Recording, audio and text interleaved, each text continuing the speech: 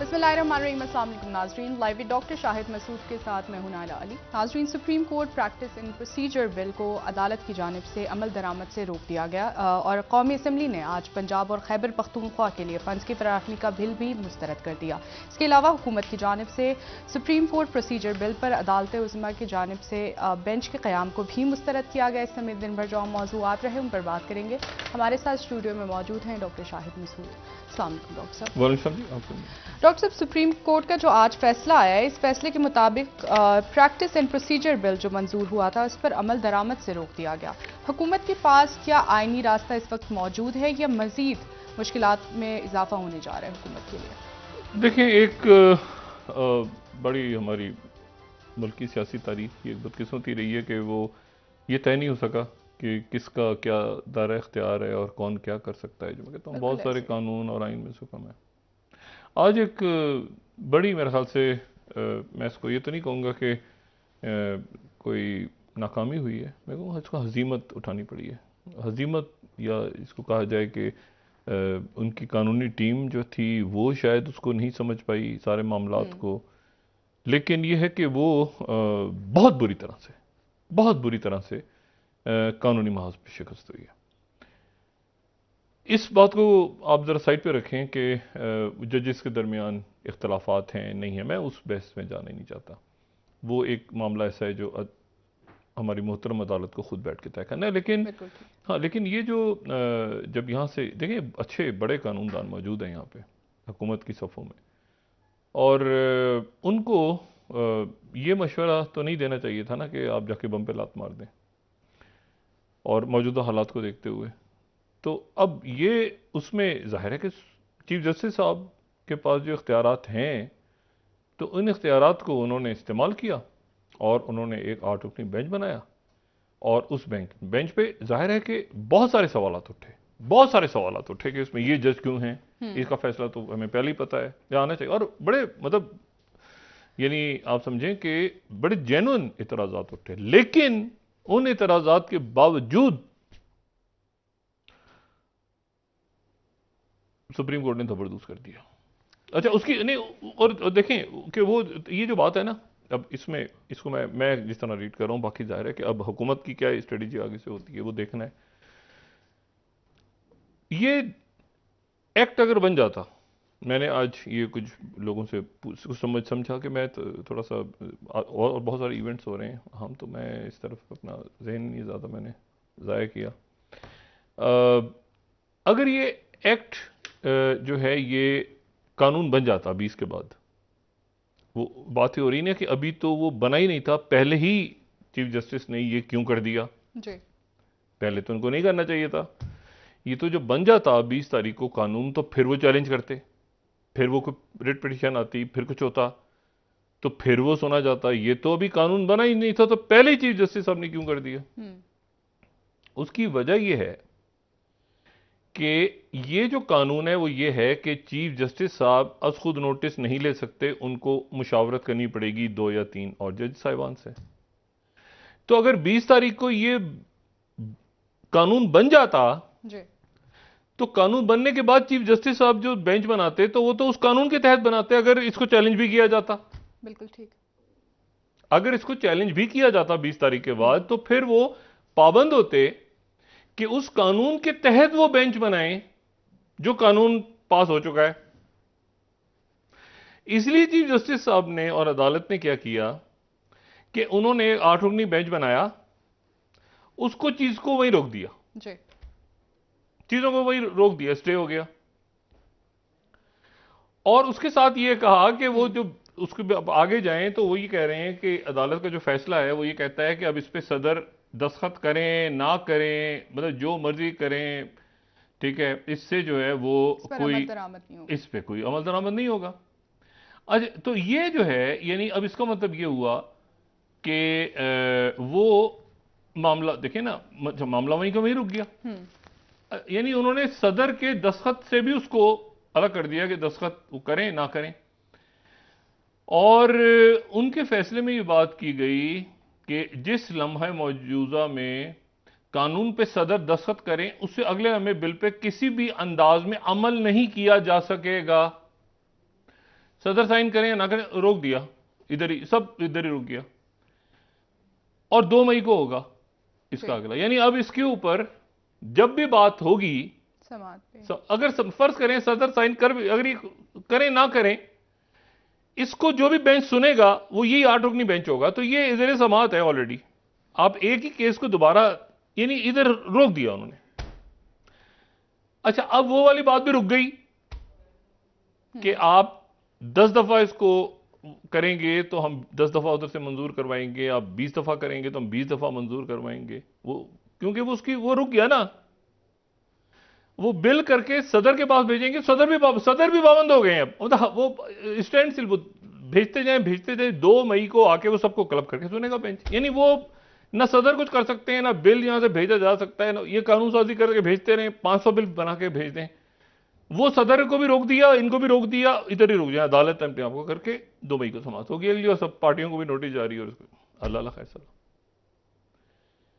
अब ये जो मामला हुआ है, ये तो अब हुकूमत के पास बड़े कानूनी ज़हन हैं, और आज जो है वो मतलब उन्होंने जाहिर है इसका बाइकआउट और ये और वो सारा किया, हुकूमती इत्तेहाद ने किया। और ये हमारे मुल्क में एक सवालिया निशान हमेशा रहा है कि सुप्रीम कोर्ट अदालत के अंदर और अदालत सुप्रीम कोर्ट के अंदर, अदालत पार्लियामेंट के अंदर और पार्लियामेंट अदालत के अंदर, तो ये एक चलता रहा है मामला। लेकिन इस मरहले पे अदालत की तरफ से ये दफा, कभी इनकी तरफ से उधर होता है, उधर से इधर, इस मरहले पे ये यहां पे ये हो गया जी। अब उसके ऊपर मुख्तलिफ बातें होंगी, मुख्तलिफ इसके ऊपर एतराज़ात उठेंगे, सब कुछ होगा। लेकिन ये 4-5 घंटे तक की, वो 7 से 8, 8 से 8, 9 से 10 वाली खबरें खत्म रात को, और फिर शुरू हो जाएगा कि कल क्या होना है इलेक्शंस के हवाले से। और कल ही कौमी सलामती कमेटी का इजलास भी in camera ji, in camera ही होता है यूजुअली। और उसमें आर्मी चीफ शरीक होंगे, उसमें DGISI होंगे, सर्विसेज चीफ होंगे, वज़राए आला होंगे, चीफ सेक्रेटरीज होंगे, तो उनका भी इजलास हो रहा है। तो ये बहरहाल मुझे नहीं पता कि इसको हुकूमत ने सही तरह से प्ली नहीं किया, अटॉर्नी जनरल वहाँ पर बात नहीं कर सके, और इसमें जो है वो मतलब है कि उन्होंने attorney general, bar association, bar council को नोटिस जारी किए हैं, और ये कहा है कि इस कानून से अदलिया की आज़ादी में मुदाखलत की गई, और बिल के एक्ट बनने के बाद अमल दरामद रोक दिया, तो सारा सबको रोक दिया ना। और अदालत किसी कानून को मुअत्तल नहीं कर सकती, उन्होंने कहा। बाद नज़र में बिल के जरिए अदलिया की आज़ादी में मुदाखलत की गई। अदलिया की आज़ादी में कई दफ़ा मुदाखलत की गई है, लेकिन बिल जो है वो कानून का हिस्सा बनते ही आज़ादी में मुदाखलत शुरू हो जाएगी, और अबूरी हुक्म के जरिए अमल दरामद रोकने के अलावा कोई चारा नहीं। और सियासी जमातें फरीक बन सकती हैं। मुस्लिम लीग नून, पीपल्स पार्टी, तहरीक इंसाफ को भी नोटिस, JUI, MQM, BAP, काफ को भी नोटिस जारी। बिल पे सदर साइन करें या ना करें, दोनों सूरतों पर में उस पर अमल दरामद नहीं होगा। ठीक है, सियासी जमातें चाहें तो अपने वकला के जरिए फरीक बन सकती हैं। तो अब यह है कि अब यहां से आगे बढ़ें। ये तो जो भी कुछ हुआ, मेरा ख्याल है कि कानूनी से कम इसको जो है वो, अच्छा फिर उसके बाद अभी हुकूमत की तरफ से ये बात की गई है जो शाम से खबरों में थी। हुकूमत की तरफ से कहा गया है कि चीफ जस्टिस ऑफ पाकिस्तान की मुद्दत मुलाजमत में कमी का मामला ज़ेर गौर नहीं। ये शाम से मुख्तलिफ र्यूमर्स थी इस्लामाबाद में, और supreme court practice and procedure bill इख्तियारात से मुतालिक काफ़ी है, हुकूमत ने कहा, हुकूमत की तरफ से कहा गया। और चीफ जस्टिस ऑफ पाकिस्तान की मुद्दत मुलाजमत में कमी की खबरें अफवाहें हैं। ठीक, तो ये तो यहाँ पे रुक गया। अब आ गया दूसरा मामला। उस मामले पे देखते हैं कि कल क्या होता है। के हवाले से डॉक्टर साहब जो बेंच है, और लेकिन देखें बात ये सारी कि इसमें खुद नोटिस लेना जो है ना, एक बहरहाल इस पे एक तवील डिबेट हो सकती है। अब दोनों तरफ के लोगों की आप दलाइल सुने तो दोनों तरफ आपको वजन नजर आता है, तो होता है कि आप कहते हैं कि यार बेहतर है कि खामोशी रह जाए, क्योंकि यह खुद नोटिस जो है वो एक बहरहाल चीफ जस्टिस का मौजूदा आइन और कानून के तहत वो उनका इख्तियार है। वो काजी फाइज साहब का भी हक होगा, वो उसके बाद जो चीफ जस्टिस होंगे हाई कोर्ट्स के, उनका भी हक होगा। तो ये इस मामले पे मेरा ख्याल है एक हुकूमत को इस अरेंजमेंट को ये सारा देखें, कोई एक पार्टी नहीं है। अगर ये हो ना, देखें 1997 में तो एक जमात थी मुस्लिम लीग नून, कितना कुछ कर गए थे, कितना कुछ कर गए थे, अदलिया के हवाले से कानून साजी, तो कितना कुछ कर गए थे। और यहाँ पर जो है वो, अच्छा इवन ये जो 2008 के बाद आप देखें इत्तेहाद, मतलब है कि पीपल्स पार्टी हुकूमत में आई और उधर अपोजिशन में नवाज शरीफ साहब थे और बीच में अदलिया बहाली तहरीक, कहीं इख्तलाफ, कहीं झगड़े आपस में, कहीं बातचीत हो रही है, कहीं लॉन्ग मार्च हो रहे, लेकिन बहरहाल कानून साजियाँ भी हुई, बड़ी बड़ी 18वीं तरमीम से बड़े बड़े कानून पास हुए, बिल पास हुए, सब कुछ। तो यहाँ कुछ यानी कुछ भी नहीं हो रहा, उलझ गए हैं डॉक्टर नहीं मामला। बहुत बहुत ज़्यादा जो है ना, बिल्कुल मतलब उलझ क्या गए हैं वो। बस मैं कितनी दफ़ा इस्तेमाल करूँ पता नहीं, इस लफ्ज़ के इस्तेमाल से रोज़े पे तो असर नहीं पड़ता, रोज़ा तो खैर इस वक्त नहीं है, लेकिन बहरहाल ताकरात शुरू हो गई है, ये जो दबरदूस लफ्ज़ है इसको चेक करना पड़ेगा। लेकिन कुछ अजीब हो गया है इनके साथ, मतलब बहुत ही अजीब सूरत हाल बन गई है। और उसमें जो है वो ना मईशत का मसला संभल रहा है, ना पार्लियामेंट का संभल रहा है, ना अदालती महाज संभल रहे हैं, ना कोई सिक्योरिटी का इशू संभल रहा है, ना कोई IMF का सर पैर हमें समझ आ रहा है अभी तक, मईशत का कुछ कुछ समझ नहीं आ रहा। और 13 जमातें हैं देखें, ये सारे के सारे जो है ना, मतलब शुरू से लेकर आखिर तक, अदालत में क्या है इमरान खान, मईशत का क्या मसला है इमरान खान, सिक्योरिटी का क्या क्राइसिस है वो इमरान खान बिठा गया था, दहशतगर्द सफारती ताल्लुकात दुनिया में जो है इमरान खान कर गया था। मतलब भाई इमरान खान को आप एक तरफ रखें ना, मैं तो इमरान खान साहब की पॉलिटिक्स को डिस्कस, मैं तो ये कह रहा हूं कि आप एक मिनट के लिए इमरान खान साहब को रख दें तो उनको गालियां देने के अलावा और है क्या, कुछ भी नहीं हो पा रहा ना। यानी नवाज शरीफ साहब वापस नहीं आ रहे, अब जरा अंदाजा लगाए ना, अजीब अजीब सी एक यानी जो है ना वो, ये भी नहीं पता चलता कि वो किसके क्या ताल्लुकात हैं, वो क्या इलेक्शन होगा, कैसे होगा, इत्तेहाद हैं ये क्या। अब इलेक्शन ही नहीं हो रहे तो मियाँ साहब ने तो इलेक्शन में आना था, तो इलेक्शन ही नहीं हो रहे तो मियाँ साहब के इसका मतलब इलेक्शन अगर ये कहते हैं नहीं अभी होंगे, हम चाहेंगे 2 साल बाद हों, ये तो मतलब मियाँ साहब तब तक नहीं आए। क्या पॉलिसी क्या है, स्ट्रेटेजी क्या है। मैंने कहा ना इमरान खान साहब को अब साइड पे, उनकी सियासत को साइड पे करके सिर्फ यहां बात की जाए ना कि आप बताएं कि क्या आगे कैसे बढ़ना है, तो एकदम से जो है वो आपको समझ आएगा, आपको नजर आएगा कि कोई बहरान से बहरान पैदा होते जा रहे हैं। लेकिन ये सारे बहरान जो हैं, अब देखें ना, ये कम से कम ये खत्म हो गया, अब इस पे अदालत ने असर्ट करवा दिया ना, भी हो गया। अब यहां पे कहीं पे तौहीने मोहीने छोटी मोटी शुरू होने के इम्कान हैं आने वाले। आगे छोटे मोटे एक एक दो करके तकरीरें काफी हुई हैं ना, तो उसमें भी एहतियात बरते हैं लोग सारे। अच्छा, क्योंकि मैंने आपको बताई ना बात इसमें कि यहां पर कोई किसी का नहीं है, पावर गेम है, हंगर गेम है। इनको या तो पार्टियां बैठे हैं इकट्ठे, इत्तेहादी बैठे हैं, वो इत्तेहादी भी नहीं है, आपस में उन्होंने एक दूसरे को मतलब किसने किसके साथ जाना है आगे, किसकी क्या, इवन पार्टीज के अंदर पॉलिटिक्स क्या होनी है वो तो अभी हमारे सामने नहीं खोला ना। लेकिन ये इसके ऊपर एक डिबेट बहरहाल होनी चाहिए, और हुई भी है इन दिनों में, हुई भी है। ये नहीं कि दोनों तरफ के लोगों ने आके अपनी अपनी बात की है, लेकिन अल्टीमेट फैसला सुप्रीम कोर्ट, ठीक है, सुप्रीम कोर्ट ऑफ पाकिस्तान का एक लार्जर बेंच। आप उस बेंच के ऊपर अच्छा था बुरा था जो भी कहें, इस बेंच को भी मुस्तरद कर भाई आप आम आदमी को लेके जाते हैं तो वो कहता है कि इस जज के सामने मुझे नहीं खड़े होना, किसी और जज के सामने लगाओ। ये आपने सुना है? हो ही नहीं सकता डॉक्टर साहब। मतलब आम आदमी जाए और वो कहे कि ये तो SHO तो नहीं होगा, थाने में दूसरा SHO लाओगे तो मैं आऊंगा पुलिस का, ये मतलब ये मुमकिन है?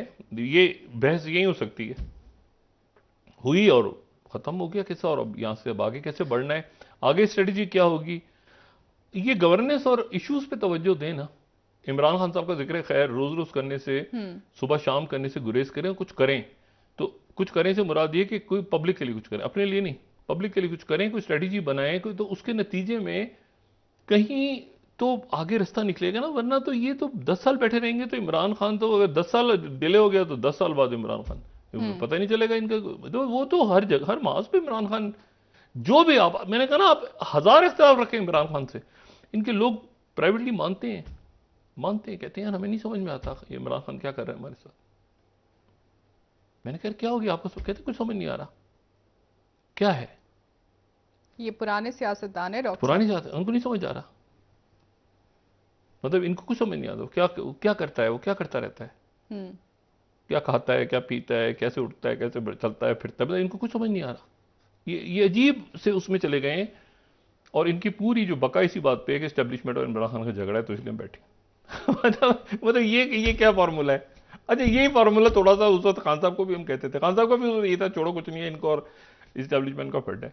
अचानक एक दिन खान साहब को पता चला कि उनसे भी फटता है, नहीं, कि उनके साथ मसला हो गया है, मतलब मेरे साथ मसला हो गया है और उनका मामला तय हो गया है बाजवा साहब के साथ। जी। तो क्या ये कहानी दोबारा दोहराई नहीं जा सकती? इसमें नजर रखें। ये मैंने कहा ना, जब बैठे हो तो नजर रखें, कुछ हो नहीं रहा, नजर रखना फिर भी जरूरी है। क्या अभी शहबाज शरीफ साहब इमरान खान पे नजर रखें, इमरान खान पे नजर अच्छा, रखें, इमरान खान पे नजर रखें। हम तो यही कह सकते हैं ना, मसला ये है कि वो, मतलब ये कोई पॉलिसी थोड़ी है कि मैं इसलिए हूं क्योंकि इमरान खान का उनसे झगड़ा है, भाई मैं इसलिए हूं कि क्योंकि नवाज शरीफ का उनसे झगड़ा है, या मैं इसलिए हूं कि वो सवाल ही पैदा नहीं होता कि वो जरदारी साहब से बात करें। ये कोई पॉलिसी नहीं थी ना वो। अब लेकिन अब इमरान खान पहले से ज्यादा, वो कहते हैं ना, वो स्ट्राइक बैक वाली पोजीशन, तो उसमें अब इनकी पॉलिसी क्या है कि उनका झगड़ा है, उसका झगड़ा है, इसलिए तो ये तो कोई इस तरह से तो नहीं आगे बात चलेगी ना। अच्छा, फंड्स के हवाले से, फंड के हवाले से मैं आता हूं जरा, अभी थोड़ा सा जरा सैर करके आते हैं ना, फिर वापस गए। कल क्या, अब कल जो है वो सेक्रेटरी, और अच्छा कल कौमी सलामती कमेटी का इजलास इंपॉर्टेंट है बहुत। अच्छा, इसको, इन इजलासों को जो है ना वो बराए करम नजरअंदाज करके, कुछ भी नहीं था इसमें, तो सियासी पॉलिटिकल एंगल्स ना ढूंढे जाए। ये रियासत के हवाले से इंपॉर्टेंट इजलास हो रहे हैं, रियासत, सिक्योरिटी, फाइनेंस, ये वो। एक बहुत बड़ा वाकया हो रहा है, बहुत। अगर आप पूछे ना कि आज की सबसे बड़ी खबरें, इस वक्त की बड़ी खबरें क्या हैं, इस वक्त क्या चीज ऐसी है जो पूरे पाकिस्तान के ऊपर एक बादल, पूरे दुनिया खित्ता पूरा, वो ये है कि क्या ईरान और सऊदी अरब के मामला तय हो जाएंगे, नंबर 1। जी। क्या शाम, यानी सीरिया, उसको सऊदी अरेबिया और यूएई वापस, जो 19 मई को उन्होंने अरब लीग का इजलास होना है, अरब लीग, जी, ओआईसी नहीं, अरब लीग। अरब लीग 1945 से बनी हुई है, पुरानी है। तो अरब लीग उस वक्त बनी थी जब ये यूरोपियंस जो थे उनके खिलाफ यहाँ पे मुख्तलिफ मुल्क अपनी आज़ादी का मुतालबा कर रहे थे। तो क्या अरब लीग में शाम वापस आएगा? और क्या चाइना ने ये जो मामला तय करवाए हैं, क्या ये मामला आगे बढ़ेंगे?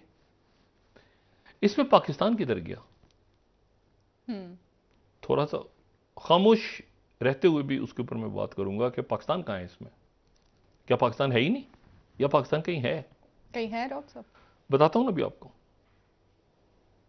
मुझे थोड़ा सा अगर इस प्रोग्राम में बोलने का मौका मिल जाए ना, मतलब मुझे वक्त नहीं मिलता, असल मसला ये है कि मैं कुछ बात ही नहीं कर पाता हूं। बहरहाल, अब इशू इसमें यह है कि जो कल से वो 3 रोजा कैदियों का तबादला शुरू हो रहा है जी। सना में। सना जो है वो, जो कि कैपिटल है यमन का। एक जमाने में शुमाली यमन का होता था, जनूबी यमन का अदन होता था, अदन की बंदर का। लेकिन जब से यमन इकट्ठा हुआ तो सना बन गया उसका कैपिटल। लेकिन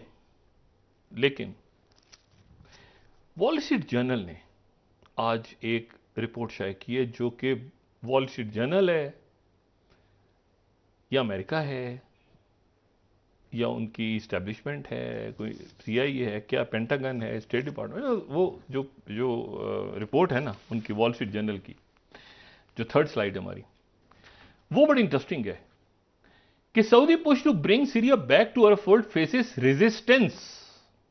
यानी सऊदी अरब, अब आपको पता है कल शाम के फॉरेन मिनिस्टर, सीरिया के फॉरेन मिनिस्टर पहुंचे हैं रियाद, ठीक है, कई सालों के बाद। अब सीरिया को वापस ला रहा है। सीरिया कौन सा सीरिया? जिसके पीछे रशिया, बशर उल असद को रशिया ने बचाया, और ईरान भी। तो क्या सऊदी अरब की कोशिशें कामयाब होंगी? सऊदी अरब पे शदीद तनकीद है, इसमें तारीफ नहीं है, तनकीद है बड़ी सख्त। बशर उल असद जो है वो चंद रोज पहले यूएई का दौरा किया था उन्होंने, और उनका रेड कारपेट जो मोहम्मद बिन जैद कमाल के वहाँ के हुक्मरान, और मोहम्मद बिन सुलेमान कमाल के हुक्मरान सऊदी अरेबिया के। वो बड़ी एक रीजनल नहीं कहूँगा मैं, अभी ग्लोबल पॉलिसीज जो बन रही हैं ना उसका ये हिस्सा है। ये मेन ड्राइवर्स में से हैं ग्लोबल जो ऑर्डर है। अच्छा, अब वॉल स्ट्रीट जर्नल ने इसमें सऊदी अरेबिया के बारे में जिक्र किया कि क्या सऊदी अरेबिया की कोशिश कामयाब हो जाएगी, और नीचे वो ये लिखते हैं कि ये जो चाइना ने जो डील करवाई है जिसके तहत ये हुतीस के साथ मामला खत्म हो गया, हुतीस के साथ दोस्ती, यमन में सुकून हो रहा है, ये हो रहा है, शाम को वापस लाया जा रहा है, तुर्की से मामला ठीक हो रहे हैं, ये हो रहा है वो हो रहा है सारा। तो वही कहते हैं कि 4 मुल्क ऐसे हैं, अब ये वॉल स्ट्रीट जर्नल कह रहा है 4 मुल्क ऐसे हैं जो इसमें अरब लीग के अंदर जो शायद सऊदी अरेबिया की इस कोशिश को के खिलाफ मुजाहिमत कर रहे हैं। उसने कहा कि सऊदी अरेबिया में फेस जो है ना इसका title, Saudi push to bring back fold faces resistance. 4 मुल्क कौन कौन से हैं? सबसे पहले तो वो कहते हैं कतर। अच्छा, मैं अभी तक बाई नहीं कर रहा है इस बात को उनकी, क्योंकि कतर के ताल्लुकात तो सऊदी अरेबिया से बहुत अच्छे हैं, और कतर के वो कह रहे हैं कि कतर ने चूंकि तालिबान के डायलॉग्स करवाए, तो हमें पता है कतर में डायलॉग्स होते रहे तालिबान के। कतर के अंदर जब वर्ल्ड कप हो रहा था तो सऊदी अरेबिया के वज़ीर आज़म और वली अहद वहाँ पे तशरीफ़ लाए, उनके बेहतरीन ताल्लुकात हो चुके हैं वापस, और कई मामलात में कतर और सऊदी अरेबिया इस वक्त मुकम्मल तौर पे साथ हैं। लेकिन मैं आपको ये बता रहा हूँ कि दुनिया में ये दोस्तियाँ वारे नहीं खा रही, बहुत से लोग इस पर परेशान हैं, बहुत से कैपिटल्स परेशान है कि ये क्या हो रहा है भाई हमारे हाथ से, ये मुझे नहीं समझ आया। दूसरा वो कहते हैं कुवैत, मेरा नहीं ख्याल कि कुवैत के कोई इतने बड़े इश्यूज हैं, ठीक है। कुवैत क्यों सऊदी अरेबिया और ईरान के दरमियान, वो शायद उनके जहन में कोई पुराने जजायर आ रहे हैं और पुरानी हिस्ट्री, वहाँ पर भी बैठे होते हैं ना पुराने बाबे थिंक टैंक्स के अंदर, वो अभी तक कोल्ड वॉर और फलाना और उससे नई दुनिया की बात करें तो वहीं से वो निकालते हैं चीज़ें, होती भी हैं बहुत सी जोग्राफी हिस्टोरिकल चीज़ें होती भी हैं। लेकिन यह है कि इस वक्त मेरा ख्याल, फिर वो कहते हैं कि मराकश, अच्छा, और यमन। वो कह रहे हैं यमन की नई हुकूमत, अगर जो भी हुकूमत है वहाँ पे सना में है ना, तो वो हुकूमत सऊदी अरेबिया के इन्फ्लुएंस में है, लेकिन वो हुतीस के साथ इतनी जल्दी बातचीत शायद उनकी हो ना पाए, मतलब हुतीस को वो एक्सेप्ट करेंगे कैसे करेंगे आगे वो तो वो। और फिर वो कहते हैं मराकश। अच्छा, मराकश, अभी मराकश कहाँ से आ गया बीच में? मोरक्को, हमारा बड़ा ज़बरदस्त ताल्लुकात हैं मराकश के साथ, और हमारा बड़ा करीबी बिरादर मुल्क है मराकश। मराकश जो है ये है जिसको मगरिब अल मगरिब, और ये अफ्रीका में है, लेकिन ये अफ्रीका के उस, यानी एक तरफ तो ये है ना सूडान, और ये आपका सोमालिया और जबूती और ये सारे मुल्क हैं, और फिर उसके बाद एक पट्टी चलती है बड़ी सी, जिसको हम बता चुके हैं पहले, जो साहिल का इलाका है, ठीक है ना। अगर आप मैप में देखें तो उसमें आपको मुल्क एक पूरी पट्टी नजर आएगी, और उस पट्टी में आपको वो साहिल का इलाका है, ठीक है ना, जिसमें अल्जेरिया बहुत बड़ा अल्जेरिया है, लीबिया बहुत बड़ा लीबिया, अल्जेरिया, मराकश उस कोने पे है, और मराकश के नीचे फिर वेस्टर्न सहारा है, और फिर उसके बाद जो है वो मौरितानिया, सेनेगाल, ये सारे मुल्क हैं। अब वो कह रहे हैं कि जी मराकश के अंदर, अच्छा अब मैं आपको बताऊं क्या इशू क्या है। इशू ये है कि 2 अरब मुल्क हैं, बल्कि 3 अरब मुल्क हैं यहाँ पे, ठीक है, 3 को लेते हैं ना फिलहाल, अल्जेरिया, मराकश और मौरितानिया। अच्छा, अब मराकश और अल्जेरिया का एक झगड़ा चल रहा है एक अरसे से। ये मराकश आजाद हो गया था, फ्रांस की कॉलोनी था, फ्रांस की, तो मराकश पहले आजाद हो गया, ठीक है, 60 की दहाई में। उन्होंने फिर अल्जेरिया की मदद की कि वो भी आजादी हासिल करें, लेकिन यहां पे स्पेन भी था। ये जो सहारा का इलाका है, यहां पर मुख्तलिफ ज़ाहिर है कि लिसानी हवालों से कौमियत, कबीले, ये वो जगह, तो यहां पर जब ये हुआ कि जब यहां से स्पेन भी चला गया और फ्रांस भी चला गया, मुल्क आज़ाद हो गए, तो फिर यहां पे जो सैरावी अरब हैं, सैरावी अरब एक बड़े कबाइल हैं, उन्होंने अपनी आज़ादी के लिए एक तहरीक शुरू कर दी, कि हमें हमारा मुल्क चाहिए।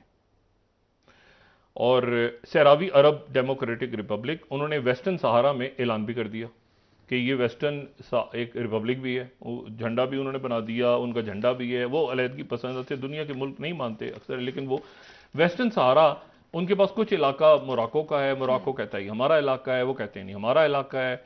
अच्छा, उसके बाद वो, लेकिन मराकश का इल्ज़ाम यह है कि इनको ये जो अलहदगी पसंद हैं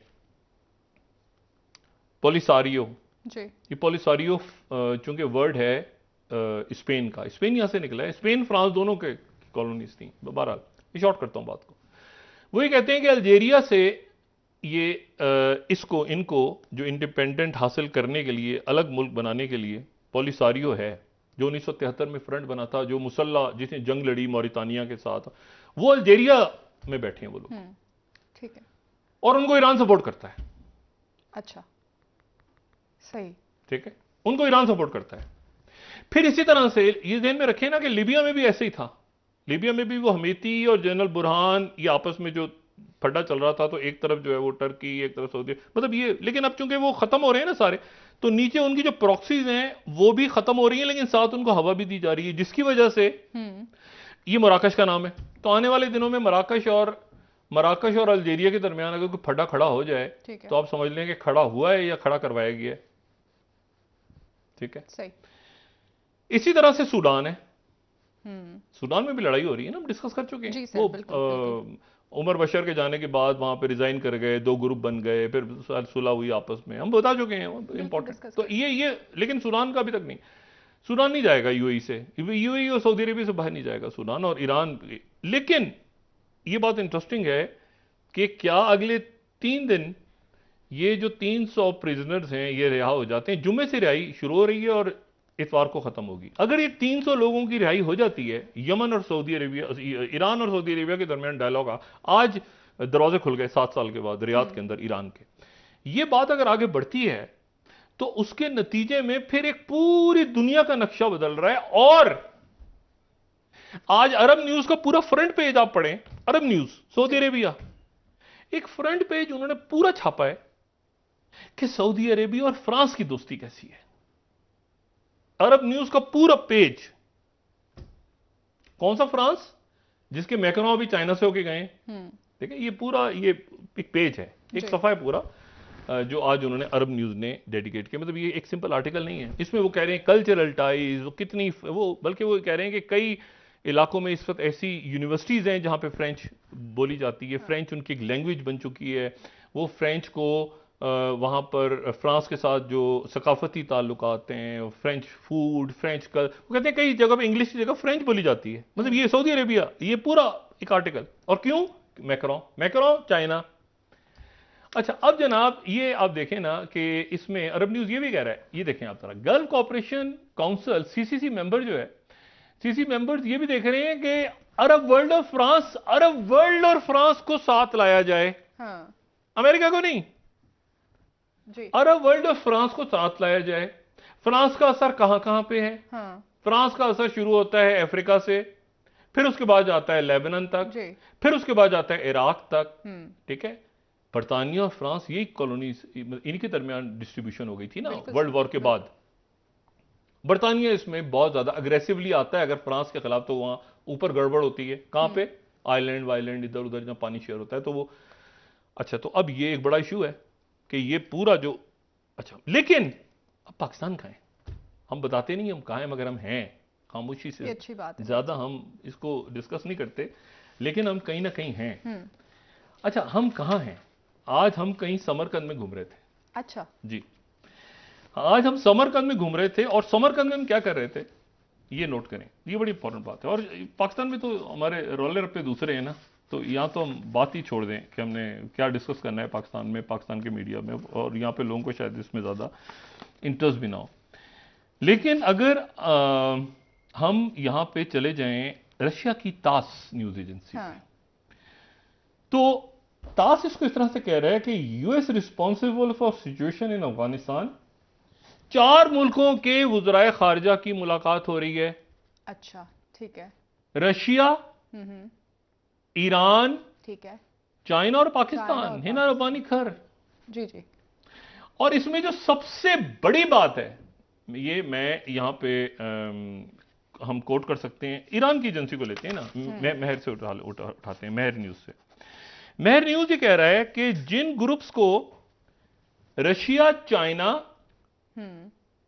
ईरान, रशिया, चाइना, पाकिस्तान के फॉरेन मिनिस्टर्स ने मिलकर अफगानिस्तान से कहा कि एक तो अमेरिका से कहा कि इनकी मदद बहाल करो, फिर अफगानिस्तान की हुकूमत से कहा कि तुम्हारी सरजमीन से दहशतगर्दी नहीं होनी चाहिए, और जो ज्वाइंट स्टेटमेंट आया किसका, पाकिस्तान, ईरान, चाइना और रशिया, दहशतगर्दी नहीं होनी चाहिए, तो उसमें नाम किस किस का है, तंजीमों का नाम अगर हम दिखा सकें, तास को दिखा सकते हैं हम, या CGTN को दिखा सकते हैं हम, महर को, न्यूज एजेंसी को, हम तेहरान टाइम्स, कोई भी स्लाइड अगर हम दिखा लें, तो वो जिन तंजीमों का नाम वो ले रहे हैं उसमें BLA, TTP, ठीक है, Daesh, Iran, China, Saudi Arabia, sorry, Iran, China, Russia, ये सब कह रहे हैं कि दाइश, तालिबान और BLA और बलोचिस्तान से वो तंजीमें जो अफगानिस्तान के साथ कोई भी ऐसा लिंक रख के दहशतगर्दी कर रही हैं, उनको अफगानिस्तान में जगह नहीं होनी चाहिए उनकी। सही। ये जॉइंट स्टेटमेंट है चाइना और रशिया की, सही, और ईरान और पाकिस्तान की। डॉक्टर साहब ब्रेक एक ले लेते हैं। अब आप इसको बड़े उस पर देखें ना, कि यहां पर यानी इसका मतलब यह हुआ कि चाइना और रशिया ने मैसेज दिया है कि अफगान सॉइल यूज नहीं होगी ईरान के खिलाफ, उनको भी बॉर्डर लगता है ना ईरान के खिलाफ, और पाकिस्तान के खिलाफ वो बड़ी तंजीमें जो अफगानिस्तान की सॉइल से इस वक्त सबसे ज्यादा गड़बड़ कर रही हैं, और ये TTP और ये और वो जो भी थे, रशिया और चाइना का सही कहना। अब मुझे बताएं, अब क्या अफगान, अच्छा, और साथ ही एक और बात भी है, वो ज्वाइंट स्टेटमेंट पता नहीं हम दिखा सके, वो कह रहे हैं चारों ने ये भी कहा है कि अफगानिस्तान या उसके आसपास और किसी मुल्क को कोई अड्डा नहीं दिया जाएगा, ये भी उसमें कहा है, कोई मुल्क यहां आने की कोशिश करे तो उसको यहां पे जो कि खित्ते के मुल्क हैं या जो नेबर्स हैं उनके खिलाफ यहां कोई भी मुल्क नहीं आएगा। अच्छा, ठीक है डॉक्टर साहब, ब्रेक एक ले लेते हैं, वापस आके बात करेंगे मजीद सियासी और खित्ते के मामलात पर। नाज़रीन, ईरान का मेरे ख्याल से इंडिया को बॉर्डर नहीं लगता, मेरे ख्याल अमेरिका का भी नहीं लगता। ठीक है, ठीक है, ठीक है नाज़रीन, एक ब्रेक ले लेते हैं, हमारे साथ रहिए।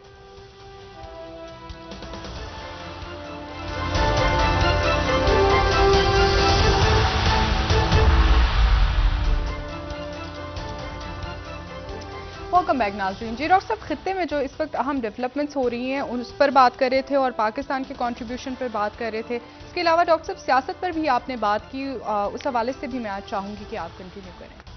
देखिए, हमारी जो, मैं उस पर आता हूँ वापस, लेकिन हमारी जो ये जो जनरेशन है या ये जो वक्त है, इस वक्त टेक्नोलॉजी, स्टार्टअप्स, लोग बहुत थोड़े पैसों से ये टेक्नोलॉजी की बेसिस पे बड़ी बड़ी कंपनीज, बड़े बड़े, मतलब हेल्थ हो या एग्रीकल्चर या आप समझें कि ये एजुकेशन हो, अब और यहाँ से चाइना, यूरोप, मिडिल ईस्ट की जो मुल्क हैं, अरब ममालिक सारे, इंडिया इसमें बहुत आगे, पाकिस्तान भी, लेकिन इंडिया बहुत आगे, माननी चाहिए बात। तो एक बहुत बड़ा धचका लगा है आज, जो तमाम दुनिया के जो स्टार्टअप कंपनीज हैं, जो लोग ख़ास तौर पे दूसरे मुल्कों से, वो बहुत बड़ा धचका इसलिए लगा है कि ये आउटकम हेल्थ एक बड़ा ज़बरदस्त किस्म का, बड़ी ज़बरदस्त किस्म की एक आप समझें कि एक स्टार्टअप, और वो स्टार्टअप जो है उसके दो जो जिन्होंने स्टार्ट की, एक का नाम शरदा अग्रवाल, और एक का नाम जो है वो जिन्होंने बनाई ऋषि शाह, और साथ इनके ब्रैड पर्डी, इन्होंने जाके बनाई, इन्होंने इसको कामयाब से बनाते गए, आगे फैलती गई, बड़ी पॉपुलर हुई दुनिया भर में, और पिछले साल ये पकड़े गए। अच्छा, अब जो सज़ा इनको हुई है, ठीक है, और मैं यहाँ पे इंडियन मीडिया को ही कोट करता हूँ, और इसकी बड़ी यानी अजीब सी बात है कि इस तरह से हमारे लोग बाहर जाके करें इस लेवल पे, और फिर इस तरह से हो। लेकिन यह है कि एनडीटीवी इसको कह रहा है कि 2 Indian origin startup executives convicted of $1 billion 1 billion fraud in America. US 1 billion का, 1 बिलियन का फ्रॉड किया है। हम्म और उसके साथ ही अब ये जो खबर है, इस खबर को देखें, आप इसको पढ़ें तो आपको अंदाज़ा होता है कि जनाब ये तो अभी सिर्फ इन्होंने कन्विक्ट कर दिया, अब सज़ा सुनाएंगे। अब जी सज़ा क्या होगी? 30 साल ईमेल में भी फ्रॉड था, और जो मनी लॉन्ड्रिंग कर रहे थे, और वायर के थ्रू जो पैसे थे उसमें भी फ्रॉड था। तो 30 साल, 20 साल और 10 साल, यानी ये सजा, अभी सजा अदालत ने सुनानी है 1 बिलियन के फ्रॉड की इनको केस फ्रॉड में। अब ये जो इंटरनेशनल, इसमें देखें, ये पाकिस्तान नहीं है, पाकिस्तान ने कुछ नहीं करा, चाइना भी कुछ नहीं। जो मैं बात कहता हूं ना कि कुछ ऐसे कुछ गड़बड़ घोटाले बने हुए हैं इतने लेवल पे, जिसको जो अभी थोड़े दिन गुजरते हैं तो एक खबर वहां से आ जाती है, और प्रॉपर ये 10 हफ्ते चला है ट्रायल, ठीक है, और उसके बाद बस साबित हुआ। अब और स्टार्टअप है, चूंकि टेक्नोलॉजी के बेस है, इसके कोई पॉलिटिकल, इनका कोई लिंक तो नहीं होगा किसी पॉलिटिकल पार्ट, लेकिन कुछ ऐसी चीज आ जाती है वहां से, वो चाइना में भी नहीं हुआ, और ऐसे मुल्क में तो नहीं हुआ, अमेरिका में, कि जिसकी वजह से वो पूरा सिस्टम हिल जाता है कि यार 1 मिनट जरा ठहर जाओ। और अच्छा, वो बड़े, मैंने आपसे कहा ना कि स्टार्टअप्स में आप कई दुनिया की मल्टी नेशनल जो कंपनीज हैं, उनके सीईओज इस वक्त इंडिया से हैं, लेकिन अचानक एक टक्कर की एक चीज आई तो वो सारे मामले को गड़बड़ कर जाती है। तो ये जो है, इसको अब देखना बड़ा ज़रूरी है कि इसको किस तरह से वो सॉर्ट आउट करते हैं और देखते हैं। लेकिन इसके साथ ही देखिए, इन्होंने कहा कि अरब लीग, ये जो है ना, चाइना, अमेरिका, रशिया, इसमें मुल्क बड़ा बैलेंस चल रहे हैं, पाकिस्तान समेत। इंडिया भी बैलेंसिंग करने की कोशिश कर रहा है, सब सब एक इस वक्त पाकिस्तान, मिडल ईस्ट के अरब ममालिक सारे बैलेंसिंग करने के। लेकिन मैक्रोन या बाकी यूरोप तो एक हो गया ना, अब यूरोप के अंदर एक डिवीजन सामने आ गई। अच्छा, अब ये इसी तरह से ब्रिक्स टूट गया, ब्रिक्स G20 ऐसे ही है क्या, उसमें मिले शी जिनपिंग और बाइडेन, कोई खास बात नहीं बनी। सऊदी अरेबिया, यूएई, अरब लीग, ये तेजी के साथ आपस में मिल रहे हैं। ये आज का इजलास बहुत important, Pakistan, Iran, Russia, China, foreign ministers की मुलाकात। तो आज उन्होंने कहा कि जी अरब लीग के अंदर इख्तलाफात हैं, और अरब लीग तो इकट्ठा नहीं होगी। ये वॉल स्ट्रीट जर्नल ने डाला, तो ग्लोबल टाइम्स ने जवाब दे दिया इसका, थोड़ी देर के बाद ही ग्लोबल टाइम्स का आ गया, और उन्होंने कहा कि G7 to release joint statement but can not close rift among members on China.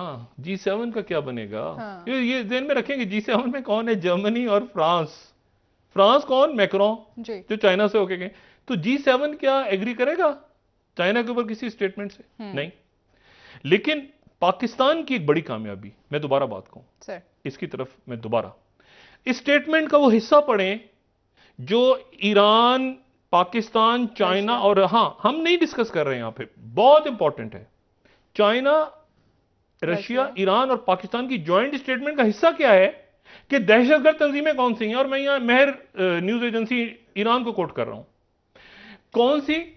BLA, TTP, East और इस्लामिक मूवमेंट जो है, अल-कायदा, उससे पहले ISIL, Daesh, and Jaish ul अबद बेस्ड इन अफगानिस्तान, ये इसको चाइना और रशिया कह रहे हैं। तो दैट्स इट।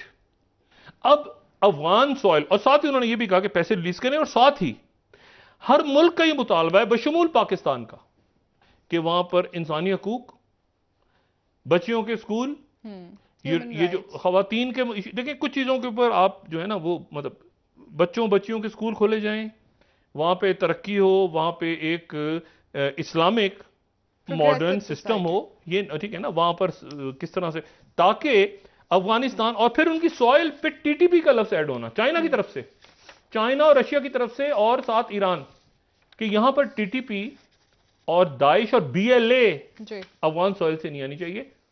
ये बहुत बड़ा एक मैसेज है। अफगानिस्तान की हुकूमत तो हमारी बड़े ज़बरदस्त उनसे ताल्लुकात हैं, और रहने भी चाहिए, हमारा पड़ोसी है बड़ा ज़बरदस्त, लेकिन ये कि और अगर कोई दाएं बाएं से वहाँ छेड़खानी कर रहा था तो उनको भी मैसेज है कि ये TTP और BLA को चाइना और रशिया ने अफगानिस्तान सॉइल इस्तेमाल ना हो, एक मैसेज कन्वे किया। बिल्कुल सर।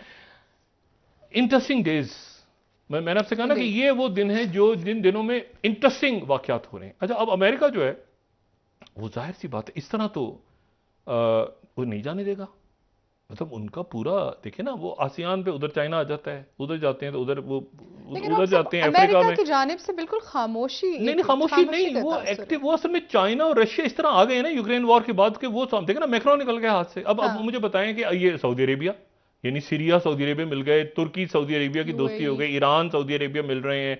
तो ये आप तसव्वुर करें कि चाइना और रशिया स्टेटमेंट दे रहे हैं कि टीडीपी अफगानिस्तान जो नेबर्स हैं वो कह रहे हैं, और ये भी कि यहां पर कोई और छेड़खानी ना करे आके अफगानिस्तान के पड़ोस में।